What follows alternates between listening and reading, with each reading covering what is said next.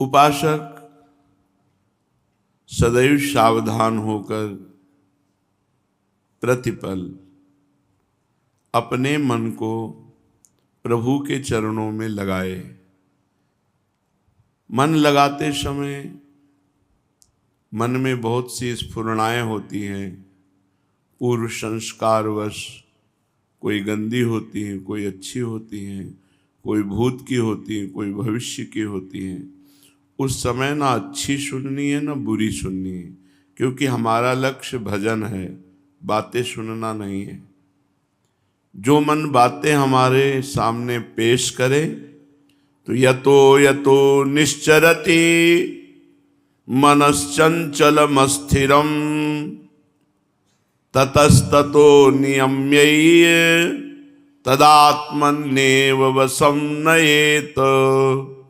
जहाँ जहाँ मन जाए, ये मन अस्थिर है, ये मन चंचल है, जहाँ जहाँ मन जाए वहाँ वहाँ से हटाकर इसको एकमात्र श्री भगवान में ही भली भांति लगाए। कल 8 प्रकार की बातें बताई गई थी कि कैसे मन को भगवान में लगाया जाए। जब इस तरह मन भगवान में बार बार लगाया जाता है तो प्रशांत मनसं ह्येनं योगिनं सुखमुत्तमम् उपैति शांतरजसं ब्रह्मभूतमकल्मषम्। प्रशांत मनसम, धीरे धीरे उसका मन शांत होने लगता है, एकदम शांत। शांत रजसम, उसका रजोगुण खत्म हो जाता है। शुद्ध सात्विक वृत्ति, उसका आप अनुभव भी नहीं कर सकते कि किस कोटि की सात्विक वृत्ति होती। बोलना भार होता है। कौन रस बाढ़े जहाँ बोली वो, बोलना, देखना, खाना पीना, ये जितनी बाह्य चेष्टाएं सब होती हैं, पर वो करता नहीं है, उसकी रुचि नहीं है। उसकी रुचि तो परमात्मा में लग गई, भगवान में लग गई। इसलिए प्रशांत मनसं ह्येनं, जिसका मन सर्वथा शांत हो गया है। उपैति, वो उस महान सात्विक सुख को प्राप्त हो रहा है। सुखमुत्तमम, उत्तम महान सुख को प्राप्त हो रहा है।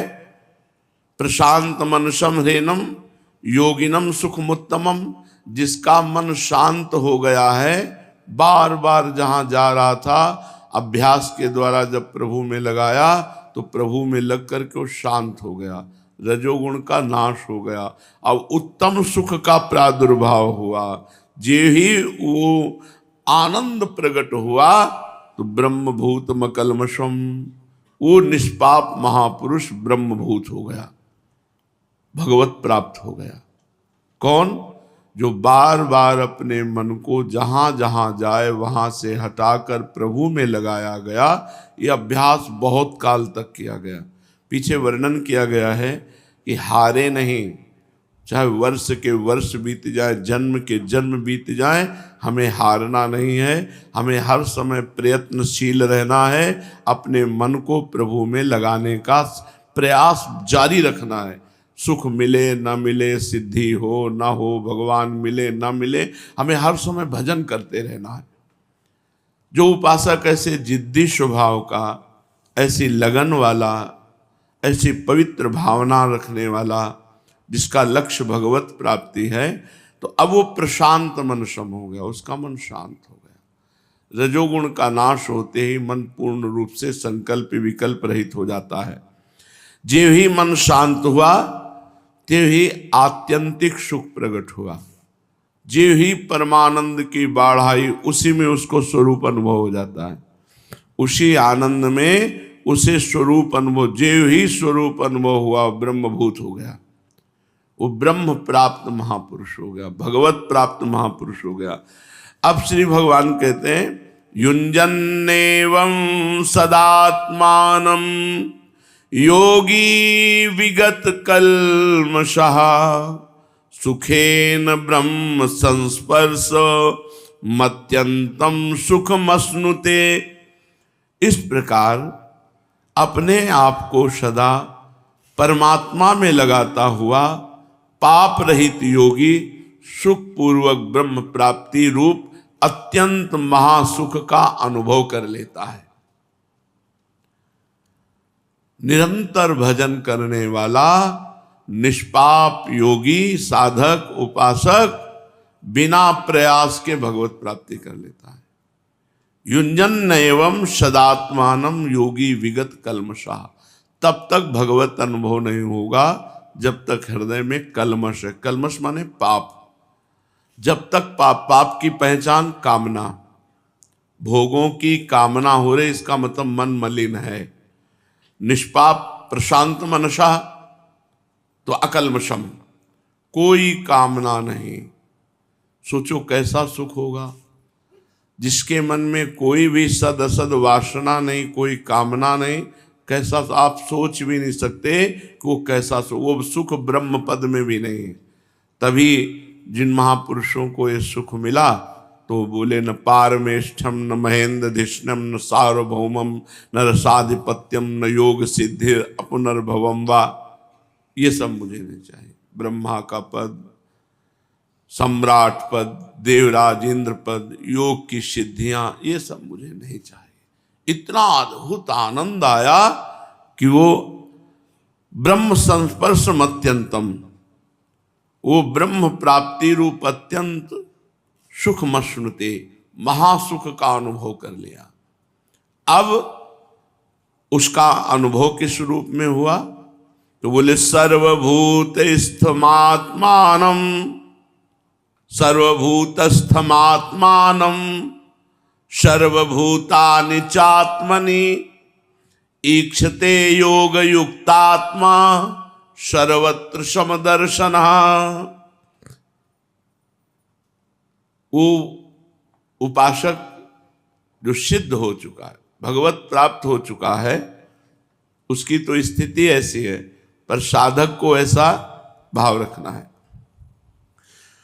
वो ईक्षते योग युक्तात्मा सर्वत्र समदर्शना। ईक्षते माने देखना, वो सर्वत्र देखता है। क्या देखता है? एक सच्चिदानंद भगवान ही परिपूर्ण है। जैसे चीनी से बने हुए दीपावली में खिलौने आते हैं, तो एक घोड़ा भी चीनी का होता है, उसके ऊपर सवार भी होता है, वो भी चीनी का होता है। तो उसके नाम रूप आकृति अलग अलग होती है, लेकिन उनमें सब में चीनी ही भरी होती है। सवार भी चीनी का, घोड़ा भी चीनी का, जितने भी खिलौने होते हैं सब चीनी के ही होते हैं।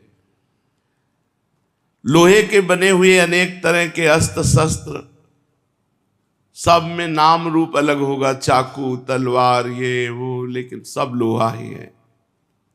मिट्टी से बने हुए अनेक तरह के बर्तन, सकोरा, घड़ा, कटोरी, सब, लेकिन वो सब कुल्हड़, ये सब मिट्टी ही है, नाम रूप उसके अलग अलग है। सोने से बने हुए आभूषण, सब सोना ही है। ऐसे ही भगवान से बना हुआ ये जगत है, सब भगवान बने हुए हैं, सब कुछ भगवान बने हुए हैं। योग युक्त आत्मा अभ्यास करते करते जब भगवत प्राप्त हुआ तो उसकी तल्लीनता में वो देखता है कि संपूर्ण संसार मेरी आत्मा में है। जो मेरी आत्मा है, संपूर्ण संसार मेरी आत्मा में। सर्वभूतस्थ मात्मानम, समस्त भूत स्थित है हमारी आत्मा में। और सर्वभूतानि चात्मन, मेरी आत्मा सब भूतों में स्थित है। एकाकार वृत्ति हो गई। इसको सरल भक्ति भाव से जान लीजिए। वो देखता है भगवान मेरे हृदय में विराजमान है, सारा जगत भगवान में विराजमान है, भगवान सारे जगत में विराजमान है। वो ऐसा अनुभव देखता है, भगवान मेरे हृदय में विराजमान है, भगवान के रोम रोम में अनंत ब्रह्मांड है, दिखरावा माते तीन अद्भुत रूप प्रचंड, रोम रोम प्रतिलागे कोटि कोटि ब्रह्मांड, ब्रह्मांड निकाया निर्मित माया, रोम रोम प्रतिवेद कहे।